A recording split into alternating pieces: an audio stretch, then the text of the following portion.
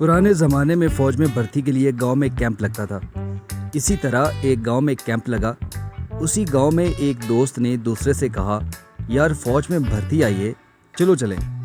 तो दोस्त कहने लगा, नहीं यार, मुझे शर्म आती है। पहला दोस्त हैरान होकर बोला, इसमें शर्म कैसी है? दूसरा दोस्त, यार हम अगर भर्ती हो गए तो दो बातें होंगी, या तो हम दौड़ लगाएंगे या फिर ट्रेनिंग करेंगे।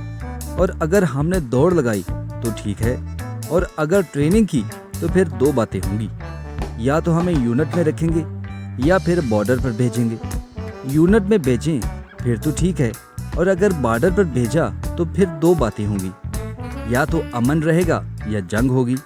अगर अमन रहा तो ठीक है, और अगर जंग हुई तो फिर दो बातें होंगी, या हम उन्हें मारेंगे या वो हमें मारेंगे।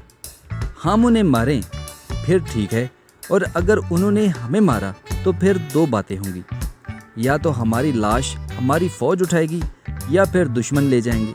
अगर हमारी फौज ले आई फिर तो ठीक है, और अगर दुश्मन ले गए तो फिर दो बातें होंगी, या तो वो उसे दफनाएंगे या जंगल में फेंक देंगे।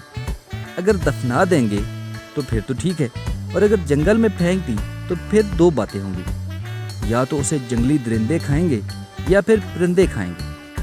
अगर दरिंदे खाएंगे तो फिर तो ठीक है, और अगर परिंदे खाएंगे तो फिर दो बातें होंगी, या हमारी हड्डियां ज़मीन में दब जाएंगी या फिर साबुन बनाने वाले ले जाएंगे।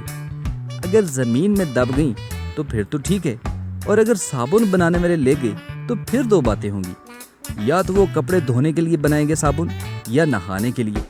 अगर तो कपड़े धोने के लिए बनाएंगे तो फिर तो ठीक है, और अगर नहाने के लिए बनाएंगे तो फिर दो बातें होंगी, या तो लड़की उस साबुन से नहाएंगे या फिर लड़कियां नहाएंगी। अगर लड़के उस साबुन से नहाएंगे फिर तो ठीक है, लेकिन अगर लड़कियां नहाएं तो इससे मुझे शर्म आती है।